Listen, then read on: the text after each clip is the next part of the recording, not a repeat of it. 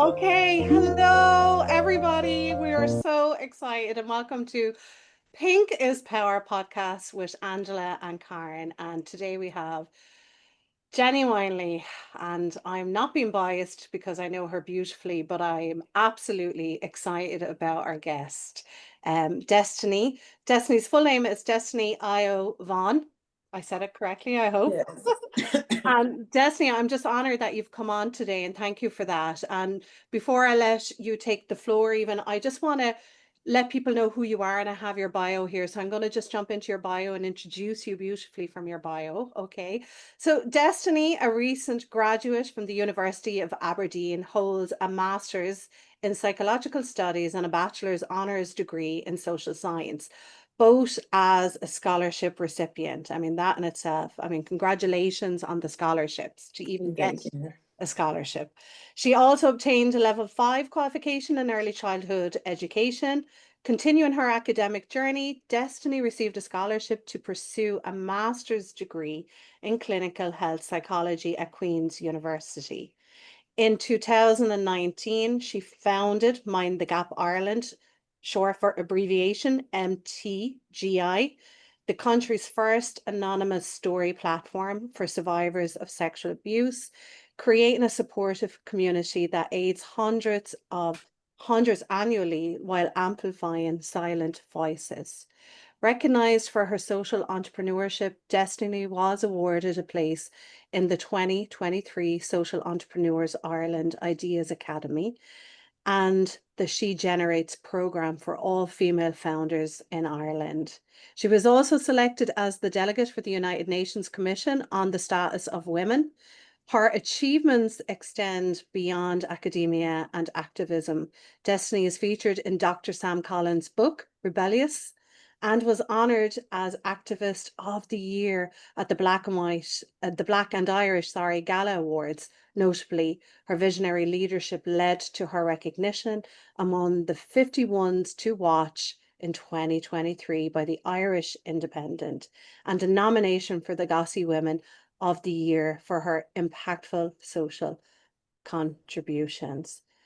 This is all impressive, but what makes it more impressive and deepens it for me is your actual age as well, Destiny. I'm so sorry to say that to you. Let Yeah. everybody know how old you are. I'm 27. Oh my goodness. Like, wow. What a young, incredible woman to have achieved all of this already at the beginning of her life's path. Like, that's a huge achievement and a lot of energy gone into all of this. So it's an honor, an absolute honor to have you here on set with myself and Angela. And thank you again for joining the two of us. Honestly, Thank you for having me as well. absolutely. Angela, would you like to, what do you feel pulled into? Even What asking Destiny there, like what what a bio. and what a bio and what incredible achievements and accolades. I mean, as you say, you're only 27, and I say that beautifully and respectively because that's a huge amount of life experience that you've undertaken in such a short space of time in your life. But I want to go back. I want to start from the beginning because I think when you look at the early stages of your life and the reality around that and where it all began from a very young age to where you are right now is truly remarkable. And I think the story, the journey that you have taken is so profound and so resilient, and the courage and everything that you've experienced, I think, will give hope to so many people. Even just listen to your story, I was so blown away by it, and so much so I said to Karen, destiny is part of our destiny. Destiny is the first part of our journey. As your name suggests, it kept coming up for me, and Karen would talk about you in the most glorious way, and I kept saying, Karen, my goodness, Destiny is our first guest, and Karen couldn't agree more. So I feel like that as a journalist, I've heard many amazing stories, and yet your story kept pulling at me. And this is the first time I get to sit in that space with you. So for me, I'm very excited, and it's an incredible story. And I think Thank it's you. just beautiful that people will really connect with it. So please start from the beginning. Take us back how you ended up coming to Ireland, because I know you're not originally from Ireland, but let people know. No, yeah, so I'm originally from Nigeria. That's where I was born. So when I was growing up in Nigeria, I didn't know my biological parents.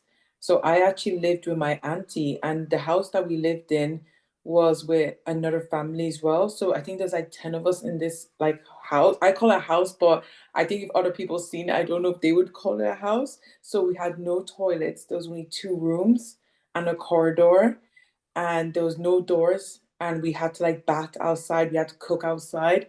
So it was very cramped, but it was kind of all that we had because I grew up where a lot of people where I grew up were very poor. We didn't really have a lot, but I think that's what made it a community that everybody didn't really have a lot, so you had to share. But obviously, I was only 5 years old, so I didn't really know much about life at the time. It was just my normality, if that makes sense. And I always used to joke, we didn't have a toilet, but we had a TV, so it never made sense. Because the very first show I ever watched was actually Superman. I don't know if you remember the original Superman. I remember watching that when I was in Nigeria. So I would say like, we didn't have a toilet, but we had a TV and cable, which is crazy. But I remember at the time, my very first memory was actually me sleeping, and I woke up to a group of three children standing on top of me, calling my name, telling me to wake up. And that's my very first remembering my life from the very beginning. And I remember just waking up and being like, where am I? Like, what's going on? And my auntie came to me and she gave me a bag, and the bag had like literally purple sandals inside. And she said to me, these are from your parents, your biological parents. And I remember I always had this image of who I thought they were because I had never met them. So I had this like, oh my God, they're probably these great people. I don't think at the time I realized that my parents actually left me in a country with somebody else. I just thought they're probably somewhere waiting for me. And I remember my auntie told me the next day that I would be going to school. But on my way to school, I had to stop and meet my future husband. And he was 10 years older than me. So I was 5, he was 10. So that was the only reason why I was going to school, was actually so I could learn how to count, so I could work in his family shop. So obviously, me, I was excited to go to school. I was so excited. I got up that next day. I was on my way to school. I had no hair. I was actually bald completely, no hair at all, because we had no money to actually do my hair. So we all had shaved heads, every single one of us. So I was on my way to school, and I remembered there was this big puddle. It was huge. And we all had to jump over this big puddle because we had to walk to school. There's no buses, there's nothing. And obviously, me being 5 years old, I fell right into the puddle and I was drowned from head to toe in water and muck, drowned. And I walked into school, and I remember there was this little shop beside our school, and I went in to go get food, and she was like, "You need money," and I was like, "I don't have any money," so I couldn't get any food. And I remember I walked into class and I didn't know how to read, and I was the only person that didn't know how to read. So I feel like the image I had of this new experience was not the reality. And then I noticed this group of children all together, and I went to go sit beside them. And it was the first time I had seen a white person. It was a white man, it was actually the second time I seen a white person. And I remember I was so memorized because everybody that I've ever seen looked like me. And he was telling me how he's from a different country and how life is very different for him, and it's very different outside there compared to where he was, and that he was actually an aid worker, and that's what his job was. But also at the time I didn't know what an aid worker was, and I didn't know why he was at my school. But now that I'm a lot older, I understand what aid workers do and why they go to specific areas. But at the time, I just thought, oh my God, this is this guy coming to visit us. But I didn't realize that we were just very poor community that they were actually trying to help. So then my auntie collected me, and I was on my way back home. And that was the first time I met my future husband. And obviously, I was 5 years old. He gave me a pie. I was delighted with life. I was enjoying it so much, having a little munch of it, not even thinking twice that, soon I'm going to be away from my family, and this is going to be my new reality, because I didn't understand maybe the dangerous situation I was in at the time.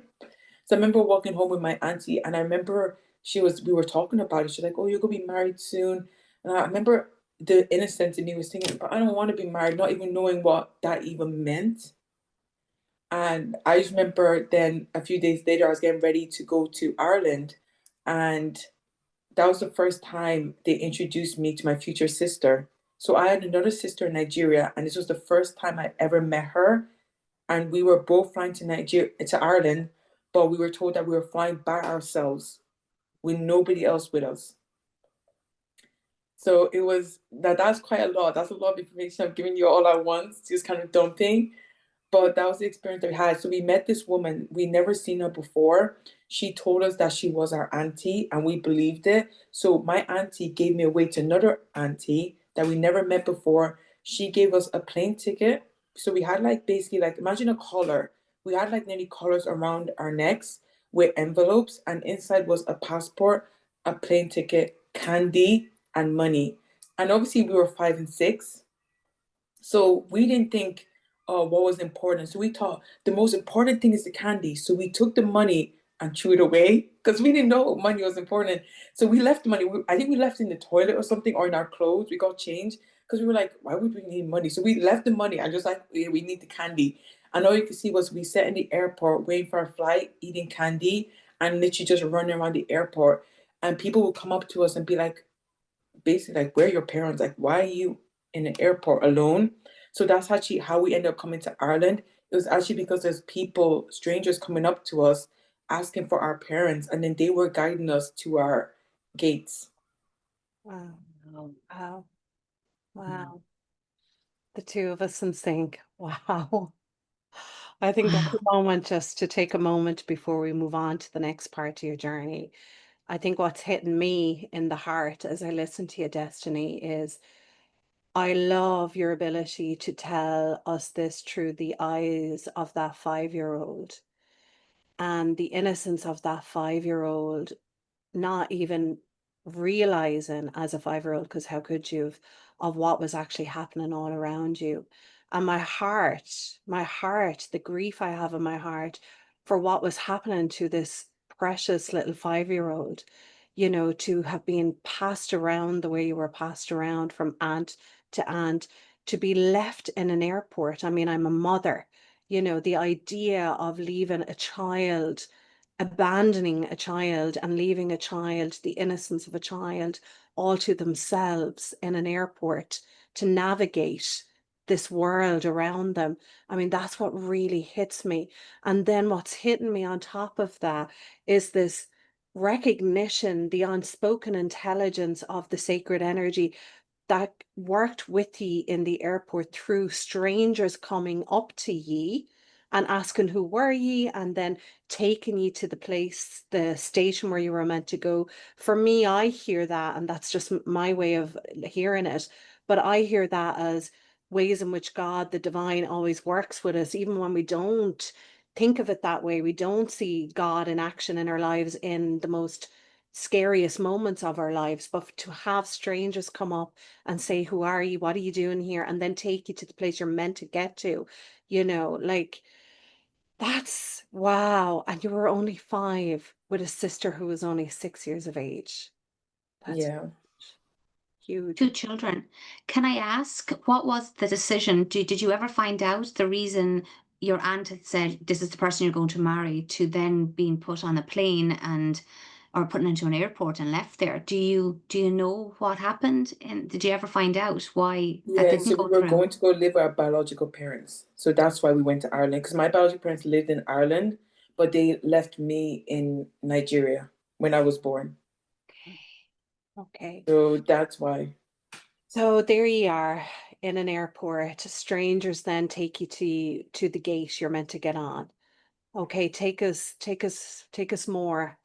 to the next part of your journey. Yeah. Yeah, so we came to Ireland, and I remember we were sitting at the airport, and we remember we had this huge suitcase, like it was taller than us. It was this big, I think, orange or yellow suitcase that was like ridiculously big, and we were trying to drag it, and we were just standing there beside it, and we were like, you couldn't even see us behind the suitcase because it was a lot bigger than what we were.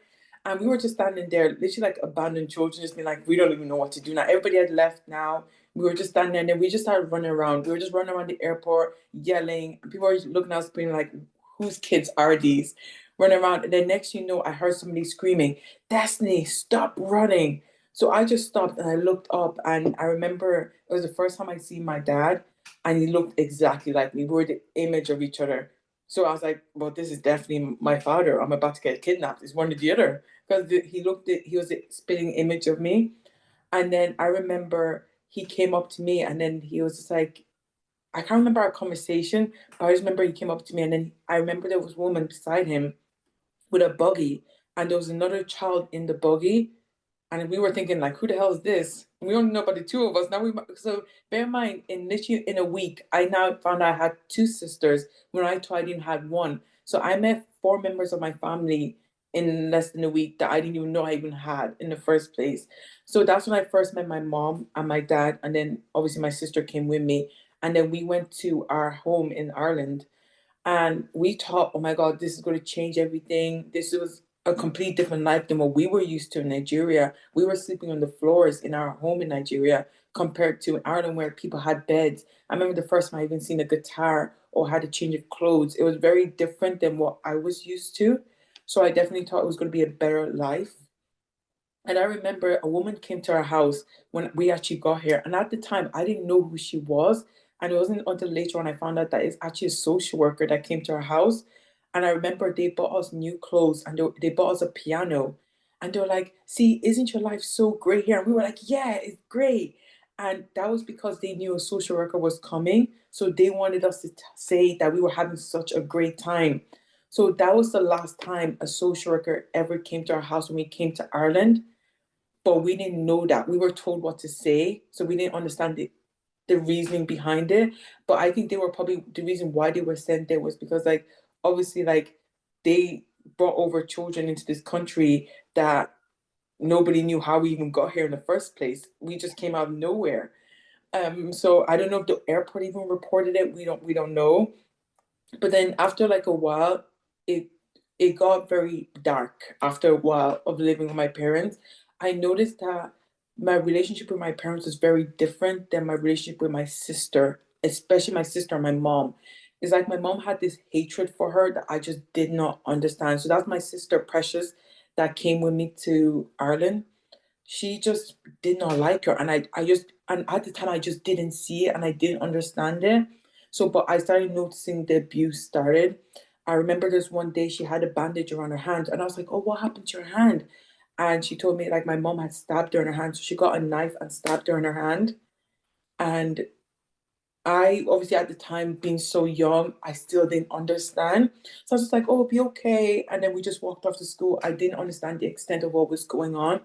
But then as the days went on, I started witnessing her get abused more often, but physically abused to the extent of I remember my mom made her strip and then got a belt and started beating her with the belt, like viciously beating her with the belt, and or would starve her. So she'll give us food and not give her any food. And obviously, when I'm young, I think I don't understand this. So I was just thinking, oh, my parents like me more than you. I'm the favorite child. So I think for me, I kind of rubbed it in her face, but without understanding what was going on at the time. So then I remember one day we moved to a different house and I was asleep in my bed, and I she woke me up and she goes, I'm leaving. And I was like, what do you mean you're leaving? And I just turned around. I was like, go away. And I turned around and I just fell right back to sleep. And I woke up the next morning and that was the last time I saw her. So she was actually gone. So I thought she was joking when she said, I'm leaving. I thought, and bear in mind, she was only probably maybe 9 or 8 at the time when this happened. So I thought, like, you're leaving, of course, I'll see you tomorrow morning. So I was like, get away from me. So I woke up next morning and she was nowhere to be seen. I was like, where is she? And it was like she was like the unspoken topic in our home, but we just never talked about her. It's like she really didn't exist, that she was never there, kind of a situation. So I remember like years, like as the years went by, I noticed that the my relationship with my mom definitely started to change then as well, where it was like her anger and abuse then turned to me because now I was the older child, and I realized that my younger sister became the old version of me then. So it then became where I think where I would just get abused constantly. Like I remember she got African chili pepper and put it into my eyes so I couldn't open my eyes, and then chased me in the house with a belt. But because I couldn't see, I couldn't run away. So it nearly became like a prison that I lived in. And I don't think anybody knew the extent of abuse. And then she would starve me. So my mom would go out partying. Her and my dad would leave the house. So you can imagine she might leave the house at like 10 a.m. in the morning, and she wouldn't come back into the house until 8 p.m. And at the time, there was me, there was my brother. He was actually only born. So I started taking care of my brother at the time. So I would have to cook for my siblings. I remember I didn't know how to cook. So I remember there was one time I tried to cook an egg and it was completely raw. I was like, I didn't know what, and I was only like maybe 8 or 9 years old at the time, trying to like be a parent to children. And I remember I was taking care of my brother and he started calling me mom because I was the person he's seen the most out of everybody else. And I just remember thinking like, this is just not a life. And because I was trying to feed them, I would sometimes give them my food because I didn't want to let them starve. So I started actually eating the wall. So I would actually break the wall in my room and start eating it. And then when I couldn't eat that, I started eating chalk. I would go to school and eat steel chalk and eat it, or I'll eat clay. And I remember I stole loads of chalk one day, and in school they caught me, and they called my parents into school, and they're like, "Destiny's stealing chalk." And my parents came back home that day, and then they tried to shave my head because they were like, "Why are you eating chalk? We don't understand why you eating chalk." And I remember then I stopped stealing as much chalk. So I started stealing other people's food in school. And then I got caught stealing the food. And I remember nobody could understand why I was doing. I think they just thought that I was misbehaving. But really, it was just because I was so hungry that I was trying to find food anywhere to have. So I think that's what I was doing for such a long time. But I think that the abuse, like, I think the reason why I took so much of the abuse, I knew that if it wasn't me, it would be my siblings. So I think I just bit the bullet and just allowed it to happen for a long period of time. So they wouldn't have to have the same childhood that I was having. So I think their childhood was very different to mine. Yeah. Yeah. And I want to mind that phrase you used in there, darling, when you said, about it happening for a long time. You said, I let it happen for a long time. I want to kind of elevate that off of you because, you survived this for a long time. So your siblings didn't have to endure what you were enduring. And that is a very unspoken, silent, resilient energy within a person's way of being, which is it's not that, you want to take this on, but you're so aware of the smaller babies in the home and you're so aware of being the older one, So, I mean, to be safeguarding your own siblings and to be the one to take this in. You took this in to protect them, Destiny. I mean, that is a huge sacrifice from a child that a child had to make in an environment where children should never have to make big decisions and like to even where do you go with all of this? This is so thank you for sharing this. This is so huge. It's so real. It's the idea of a small little girl eating chalk, eating the wall, and like, to a school thinking this child is acting out, but in truth, you were trying to survive the horrors of starvation, you Yeah. know, like neglect on so many levels. And here you are, very aware in your neglect. You're so aware of your smaller little siblings, and you're doing everything to ensure that they don't get to have to experience what you're soaking up for in your family home. You're taking in all of this generational trauma, from your mother passing it on to you. Like, that's massive, darling. Like, massive, massive. And when you hear the bio that we read about you, you would not expect this to be the background story at all. In truth, would you, Angela? Like, when you hear the bio and I this. mean, when you hear your bio and we know what you've achieved and something that we will get to, because I think it is absolutely incredible, but it's like you fought against so much, that survival in you, but also the compassion in you from such a young age. Clearly, the compassion was so huge and so incredible that you recognized what would happen and you took on that. Had you not, you felt that your siblings would have bore the brunt of the anger of the people around you, the people that should have been protecting and minding and loving you, and they were doing the opposite. But yet you were so loving, yet you were so protective in that environment, and yet you sacrificed so much. And what I see is the resilience and the strength that you were building from such a young age, that you then turned into action and activism, is just truly remarkable. Having to go against that, you just, I think it's incredible. It's truly inspiring. And I'm wondering, because I'm sure other people are wondering, when when did a turning point come? Because you're here now, and what you've achieved. Had you stayed in that environment, I'm not sure would you have been able to get to that point. So I'm wondering, was there a turning point for you? Because you're an incredible young woman, and even if you'd stayed in that, of course, you still would have achieved. I have no doubt about that. Yeah. But I'm wondering, was there a turning point? Yeah, I think there was three incidences that I always come back to. Well, maybe four. That was just like, this was when I was just like, I had enough, and they were actually happening around the same time. And I think like one of them was definitely when my brother was calling me mom. I was just like, this is so wrong. This is not.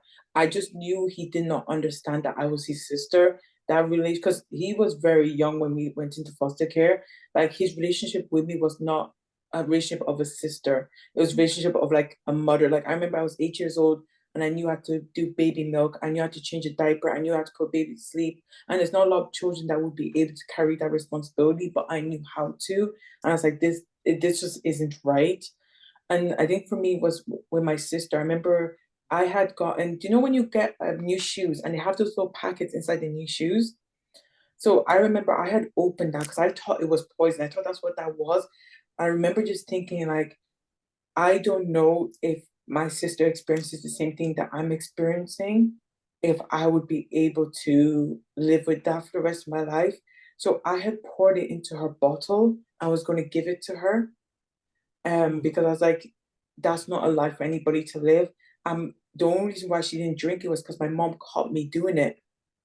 And she's like, why are you trying to poison your sister? Why are you trying to poison your sister? And in my head, I was thinking, oh, to get away from you, because she needs to get away from you. Because I thought that I wouldn't be here that long to be able to carry the burden anymore. And it was because there was the day that my mom was chasing me around the house. And I just remember thinking, like, I just cannot take another beating. I don't have it in me to take another beating. So I remember I was standing outside the window and I was about to jump outside the window. And then she was just like, don't jump, don't jump. I'll stop, I'll stop. And then she started walking back away from me. So I would come back away from the window. So then I walked back away from the window. And I remember I was in the kitchen, I was washing dishes in the kitchen, and she had called somebody to the house to be like, Destiny just tried to kill herself. Destiny just tried to jump out the window. And she got a plate and she smashed it on the top of my head.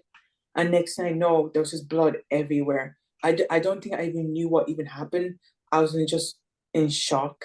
And I remember there was just blood going down my face. There was just blood everywhere. And I could just hear her screaming, be like, I don't know what to do. I don't know what to do. And a friend was trying to be like, you need to bring her to hospital. She's like, I can't bring her to hospital. She's like, I don't know what to do. I don't know what to do. So then she got nail varnish to pour it on my head because there's alcohol to stop the blood. And then she was trying to clean up the blood with nail varnish. And then she was just like, if this doesn't stop the blood, because she actually makes clothes, so she's a sewer. So she was just like, I'm gonna have to sew it up with needles. And I remember thinking like, I don't want her to touch me with a needle. So I had to pretend that I wasn't in pain and that it wasn't hurting me. So she wouldn't get a needle and thread and try to stitch it up herself. So I think for me, I was like, it's getting to the point of where like, honestly, this woman's gonna end up killing me if I stay in this house any longer. Was just the point that I got to. And I was like, we just need to get out. And if I'm not here that longer, it's just going to continue until none of us are here anymore, to the point where it's going. My goodness.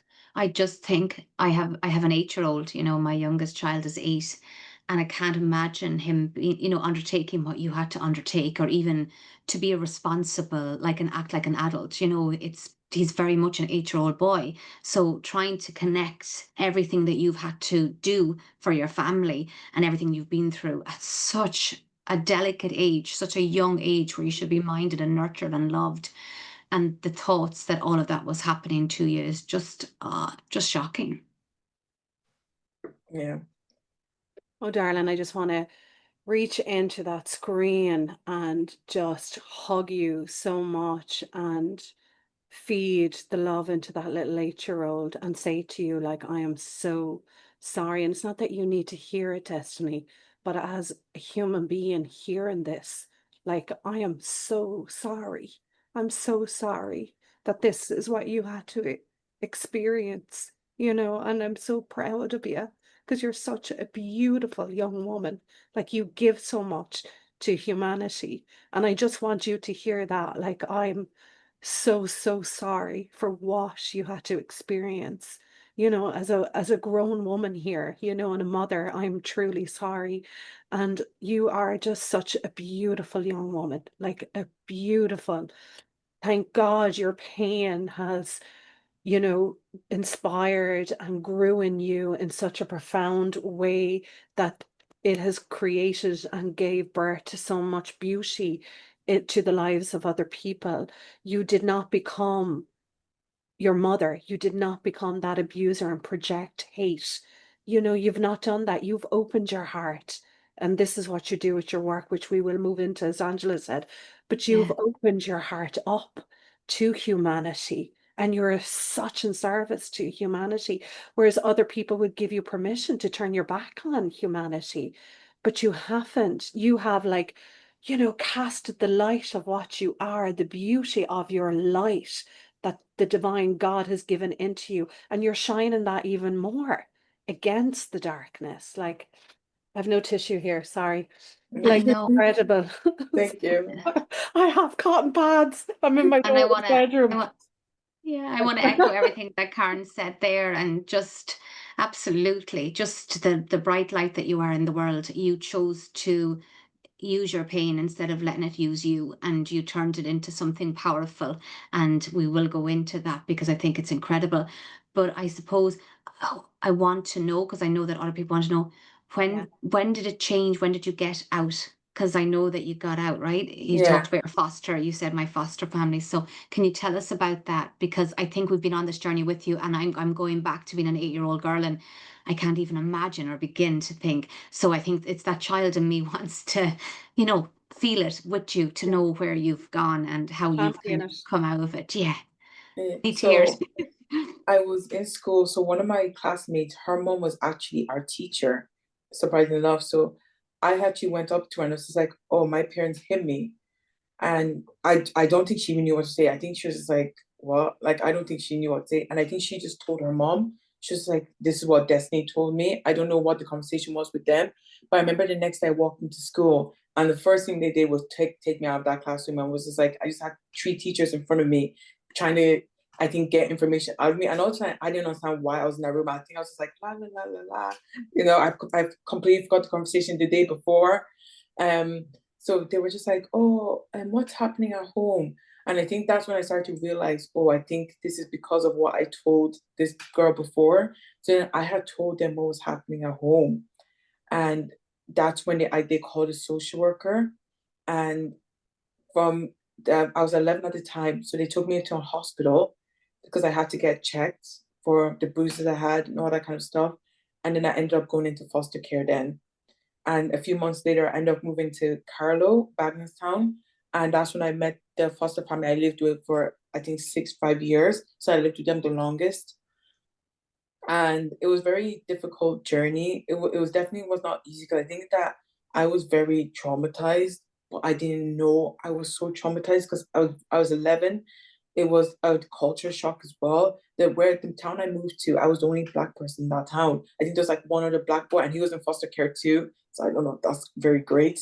But he was in foster care too, and everybody else was white. We were the only ones, and I think the food was a huge difference because I grew up eating African food my whole entire life, and all of a sudden I'm eating potato and ham, and I'm like, well, what is this? I was like, where's the seasoning, please? So like, it was so hard for me to adjust, and I think that it was nearly like a reality check, because I think I had this idea in my head that if I got away from my parents, I was going to be a normal child. That's what I always used to say to myself. This normal child. So my favorite show was Hannah Montana, and the way I would see her life was how I imagined it. And I think that I did not consider the fact that Hannah Montana probably doesn't have PTSD, to be honest. She probably doesn't have the trauma that I'm coming with. So I think that when I moved there, it was such a big shock because it was nothing that I thought it was going to be. It was just even harder, to be honest, because now I was having to face what I wasn't willing to face before. But as a child, I didn't even know what it was that I even had even experienced before. And I was with people I didn't even know. So it was just that big shock for me. I came to that school because I remember, I think for me, they had never dealt with somebody with my case before when I came in. So I think that they really, and obviously I was the only Black person that's ever come to that school as well. So I think there was one other girl previously before me. So I think that for them, it was the culture thing as well. I think it was like everybody was learning how to deal with this situation without Yes. knowing how to deal with this situation as well. Yeah. Absolutely. And as you said, when you looked at Hannah Montana and everything else, you had that visual for your life, but Hannah Montana didn't have PTSD and all of the different elements that you had to carry with you into schools. As you know, in psychology, and Angela, we would have met it in our training in psychotherapy, transitional objects, kids do that where they project into objects, that they mean something.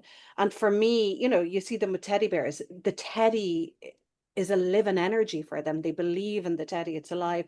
And for me, I have a sense of Hannah Montana inspired energy in you, and hope became that cocoon in you that wrapped itself around you, because you're looking at something on the TV and you want that for you. Yeah. Isn't that incredible? After what you went through, that through the TV, it doesn't matter how it came in, but by watching it on TV, you were like, I want that for me. I want that, so that became, the thing that you wanted to start to work towards, in an inspiring, motivational way.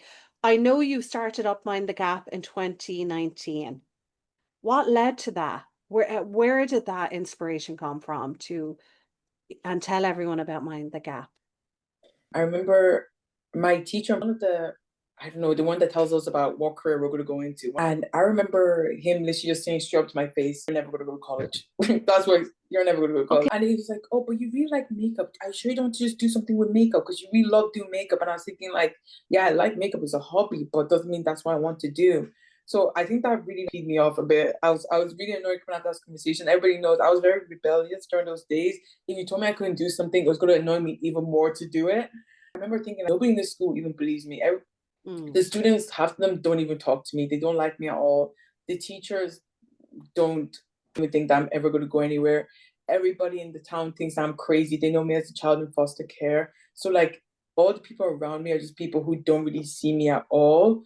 But I just remember thinking, but I see me. I know my ability. I know where I can go. And I think that's one thing that I've always had strength in. Even when I was at home, I think that my faith has always been with God. And I always say like, I have faith in God. And as long as God walks beside me, it doesn't matter what anybody else thinks. And that's very different for a lot of people. That can be yourself, that could be anything. But that was always my view on it. That's why I never cared about when they were like, "Oh, you never go to college." I was like, that's your opinion. It doesn't reflect on me.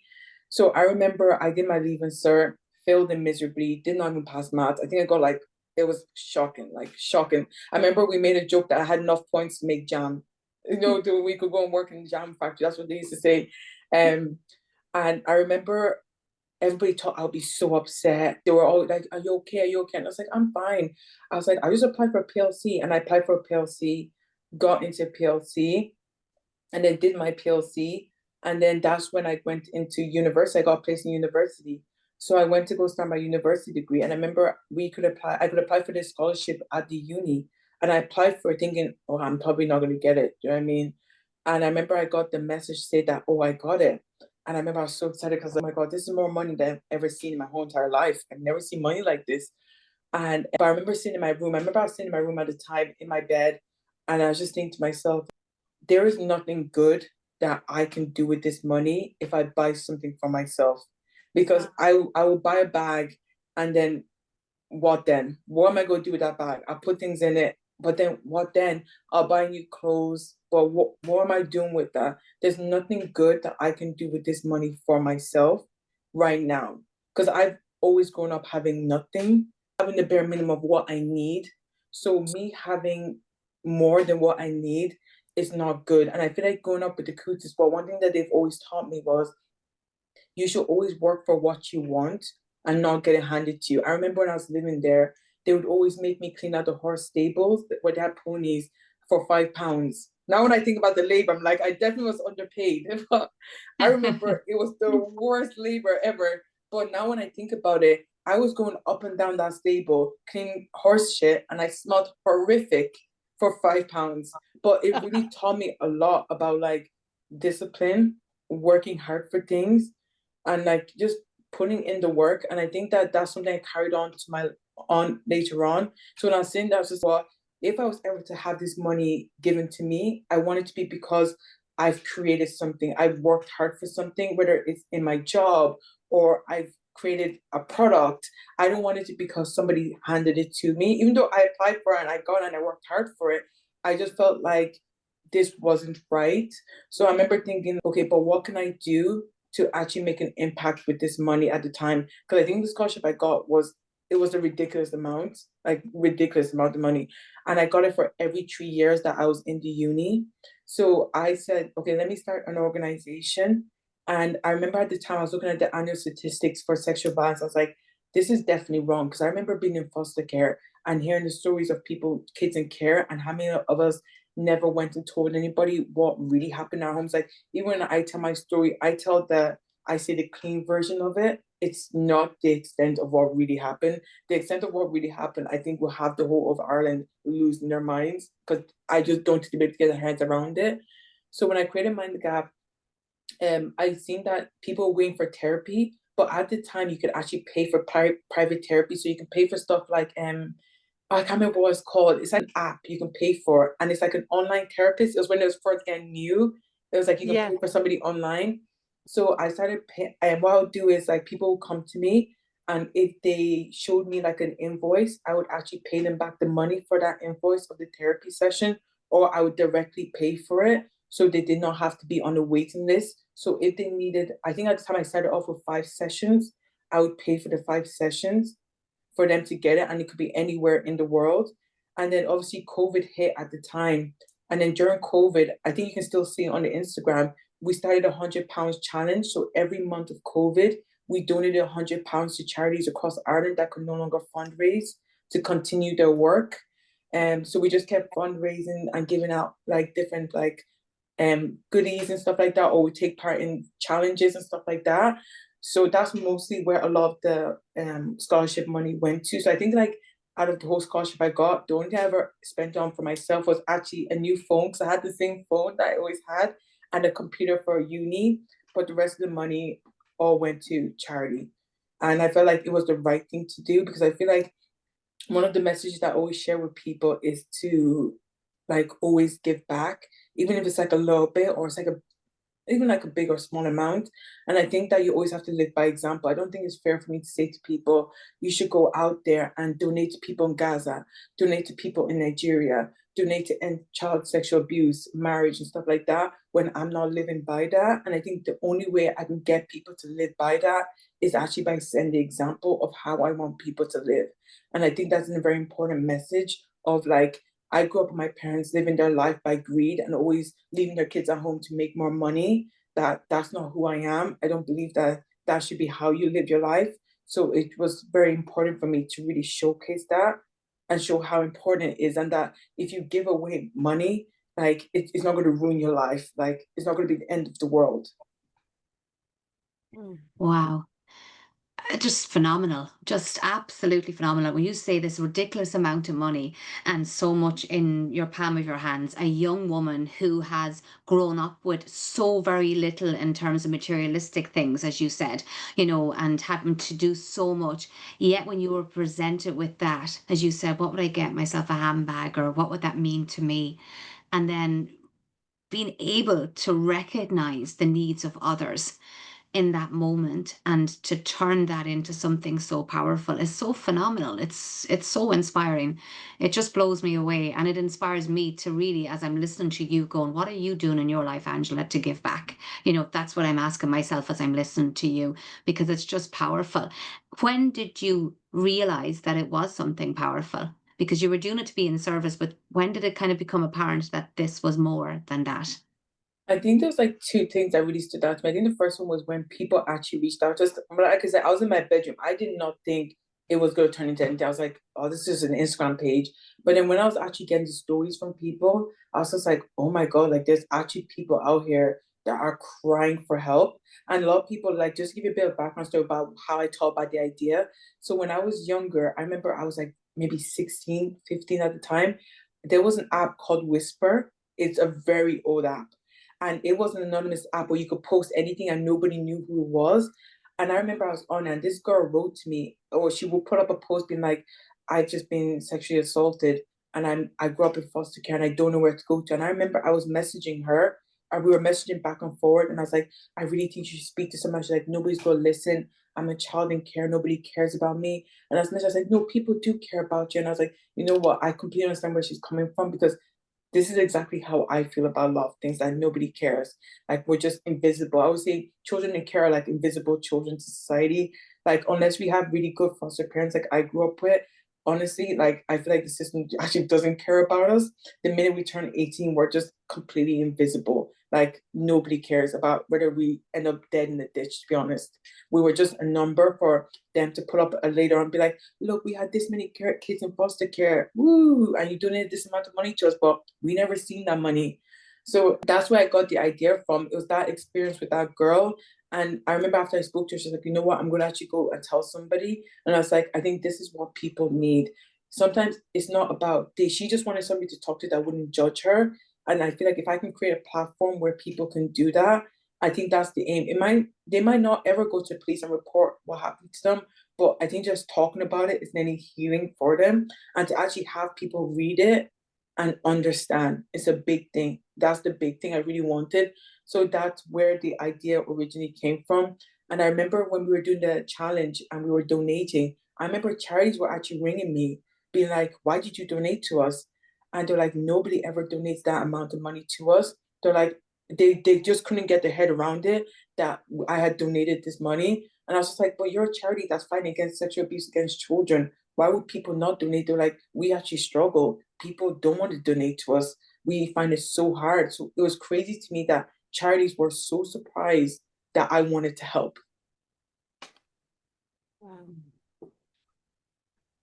Destiny, destiny, your name says it all, really, doesn't it?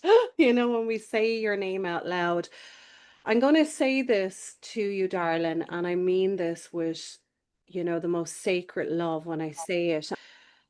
But in a way, when I listen to your story, what comes up in me is like, thank God for her. And your story is not pretty, but your story, in a way, for me, when I listen to it, is because you experience what you experienced, it has gifted into you what you're able to do. And I don't mean that to bypass what you had to go through as a little individual soul and endure the journey of what you endured. But in a way, it's like this incredible ingredients to make this incredible wonderment, a masterpiece of what it is that you are. So you can absolutely, with application, gift back into the world in the way that you're gifting back into the world. That gifting came from such pain and darkness. It's, when we talk about the alchemist, when they really alchemize something that's so dark and they can alchemize it into the gold, and it's a gift then. For all that you endured, you could have lost yourself. You could have tried and fill up that hole in you through the materialism, because as you know, and we all know, society out there absolutely puts a lot of value on the possessions we own in life, how we look, the things we have, the products we own, the type of brands that we wear and have in our life, and more value goes on that. And you could have easily, coming from deprivation and starvation, you could have easily gotten lost to all of that when you were given money. But being around greed is what you said. Your parents were very greedy. Being around greed has showed you what's not healthy with people who have, Mhm. greed energy is a toxic energy. And the intelligence of you to even see that and then avoid being sucked up into the vibration of greed, and to work with what you worked with, Destiny, because in 2019, when you set up Mind the Gap, you were how old? 21? Younger? No, I think I was 19 or 20, I think, when I started Mind the Gap, I know, I like, think of think. it. Who at 20 or 19 is ready to gift into the world and at that level that you have gift. I haven't met many at 19. At 19, which is okay too.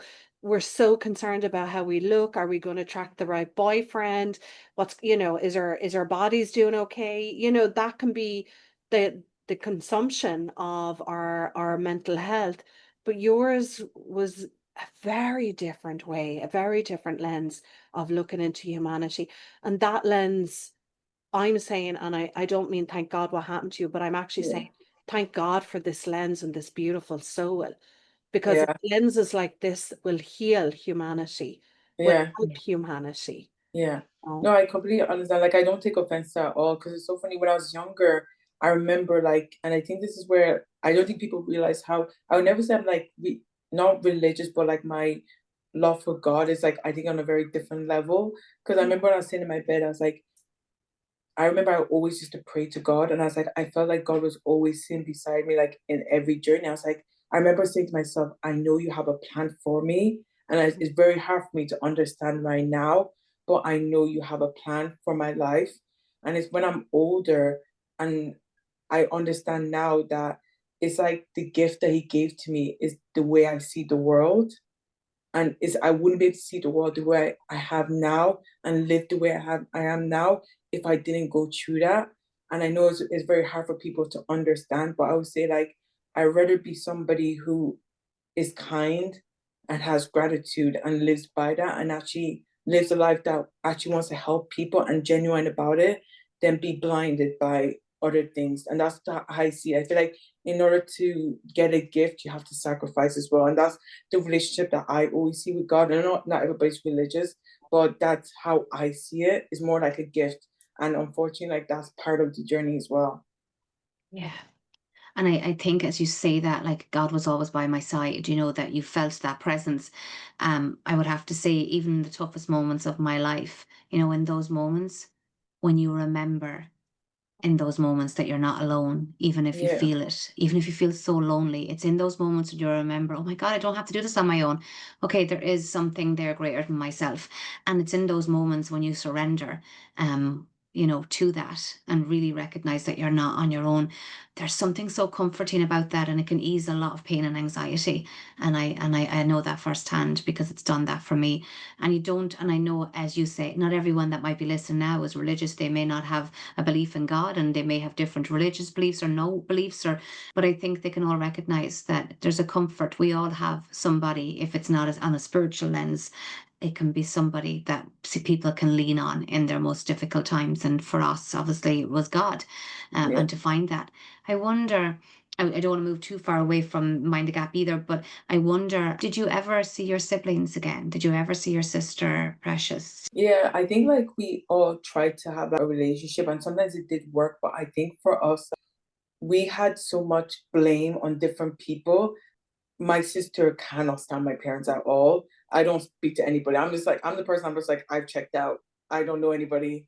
And then my siblings, because my siblings' relationship, my brother doesn't have a clue of anything that's going on. He's just like, because I have another sibling, they had another baby, but after us as well. So there's three of younger siblings that actually do have a relationship with my parents, but it's because they don't understand what me and my sister to the extent went through. So it's very different for them. So I feel like every time we try to have a relationship, I feel like the trauma just it was just too hard for us because there's too much that happened. So I think that I haven't actually spoken to my siblings in years, to be honest. But I think for us, like, we're just not at that maturity level where we can move past some of the things that happened at the time. Yeah. That's why you've such a redemptive way of saying things. Even there, like other siblings can very easily, because of the pain of, abuse within a family, which I only know too well, it can cause you know, the lenses of the siblings to almost project that into and onto each other, and blame energy and resentment and all of those other pains and woundedness can be very active in a dynamic. And your healthy, mature take on it is we're not mature enough. And how honest could you be then? You know, I'm in my 40s and some of my siblings are older, and I would say they're still not mature enough, you know, but Yeah. to have that like understanding, and that for me, I hear it's giving permission for them to be where they're at and not Yeah, attaching to what you want from them. It's like, I understand where I am in this. I see where they're at with it, and I see why it can't click and they can't be a formulation of a healthy dynamic for now. And who knows? Like, yeah, I mean, wow. Again, you know, the beauty of the lens in you, darling. You know, But also, yeah. even it's even as you say, the trauma of that, the dysregulation. So when you're all together, after my sister, when Lisa was killed, you know, for years after, when we would all be together, we couldn't be in each other's presence for very long. It was too much because it was a reminder of who was missing. It was a reminder of all of our traumas together. It was too painful. It's only now, 15 years on, really, where we can actually be in that space together and be at peace with each other and be a good support to each other. But that has taken our own healing journeys and our own individual ways of being. And that's what you're on. You're on that journey, as you say, because you're finding your way. You're probably more evolved in lots of ways because of what you've been through in the world. And that's no disrespect to your siblings, but it's probably because of everything you've done. So they're probably trying to find their way to catch up with you in their own ways, on their own yeah, way of understanding. And maybe it will take a long time. It took us 15 years in many ways, you know, but we got there. So maybe it will and maybe it won't. It's a part of our paths in life. Sometimes it goes whatever way it's supposed to go. But wherever you go, you will bring an amazing amount of healing, and what you will offer the world and what you're doing now. When you think about what you've already done, and not to put pressure on you because you must hear that a lot, but you know what you've already done is incredible. And even if that's yeah, all, then what you've given the world and what you've given people is Mhm. just mind blowing. Do you know? I mean, how many people have lived their life and they've never done that? They've never achieved it. So what you've achieved only at 27 now, considering all the path that you've had to walk, I mean, I would be pretty happy sleeping at night time knowing that I've given a gift into the world if that was me. It is a gift what you've given, and your presence is a gift. Yeah. thank you. And I know we're moving towards the end of our time together as well, you know, and God, there's so much in this and so much to you still that we'd love to ask you. I think one of the questions I would love to ask you, you know, is if you were to sit on that plane with that little 5-year-old today and she was beside you, what would you say to her, Destiny? I think it would be what I would say to anybody who is scared, 'cause I think she was just very scared, is that it's okay to be scared and it's okay to not have the answers to things, you know? And that I think we always try to tell people, oh, everything will be okay. And it definitely will. But I think it's also okay to say that, like, sometimes it's not okay as well. You know, you're going to go through things in life that are not okay. And sometimes you won't always get the answers that you want. You won't get the justice that you want as well.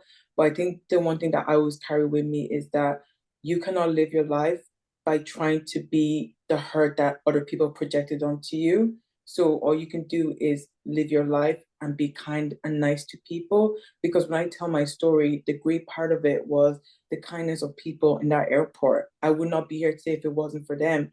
When you look at my foster parents who raised me and I'm not their child, you know, it was the kids in school who told their parents, you know. So, like, all you can do as individuals is to be kind to other people. And I think that that's the most important message that we can ever share to any child when they're trying to figure out life.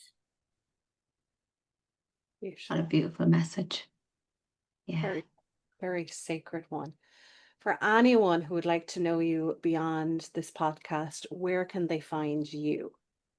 I think the best place is probably Instagram because it's what I use the most, at least the most Gen Z thing to say, which is Destiny Ayovon. It's always my full government name. I don't know why, because I'm the easiest person to find now, which I don't know if that's a good thing actually, to be honest. Oh, wonderful. Well, I look, want to ask before we go. absolutely. And I'll uh, just let people know that we will drop that, where to find you in the notes as well. So it's easy to find you. Absolutely. Brilliant. Absolutely. Without, I know we're running out of time, but I want to know just what's next for Destiny. So I'm doing a TED Talk in October. So I'm really excited Yay! for that. And I think for me, honestly, I always think like I don't have the answers. I feel like every time I have a plan of life, it just goes a complete different route. But I think that what anybody can always expect from me is that everything I do will always be in the perspective of making an impact to somebody else. So I think anything I'm going to do is going to be something impactful, hopefully. It already is. It Yeah. already is. And I Wow. can anchor that in because I witnessed that with you. Yeah. Thank you. Yeah, definitely. You're wonderful. Wonderful. Thank you for being our very first incredible guest. Like, wow, lots of takeaways in this, and it'll be lovely as well for our listeners to see, what it awakens and what's the takeaway for them as well. But the main one that I've loved you share is about being kind, Destiny. Yeah. Yeah. Thank Yeah. you. Yeah, being in service. And I think that's it. Even in the darkness, even in the midst of everything you've gone through, being in service to others, that's where your greatest strength is, right? You're in service to impact, to make a difference for other people. Yeah, I always joke that I'm somebody that never had a talent. I tried every sport. I was really bad at it. Not good at all. I tried so many things. I was never good at it. But one thing I was actually able to do was speak. And I think that that was my talent, being able to connect with people and speak to people and connect through their hearts. And I think that that was a talent that I found that I didn't know I had. Mm. Well, Well you done. have it. You Wow. certainly had my heart tonight. So, And mine. oh, Oh thank my Thank you. you. goodness. And you have inspired, my goodness, you have inspired me now. I think that's the message as well. Yeah, Yeah. you're raising the vibrations there. Thank you very much. Thank you. Thank you again for being on the show. Oh, Angela and Karen. Angela, Destiny, thank you, Destiny. Oh, darling. And Thank you. we will look forward to the next guest that we will bring on the show. And Angela, close us out. What would you like the audience to hear, or if there's anything in your heart? I think just recognize what even in when life throws great difficulties at you, you can let it knock you down, or you can move with it and you can make a change and you can do something good in the world instead of letting it take over. And Destiny is a prime example of that, what she has done and what she's achieved and what she continues to do. And I can't wait for your TED Talk. It's been a real honor having you here with us. I can't wait to watch the next stage of your journey. I'm excited for that because anyone that's in service to others or to humanity, it just blows my mind. And thank you so much for your courage and for your honesty. So Thank you again for having me. let that be the tagline. You can be a hostage to your pain or a host to the sacred. So thank you, Destiny. Yeah, I Thank love you. that. Yeah.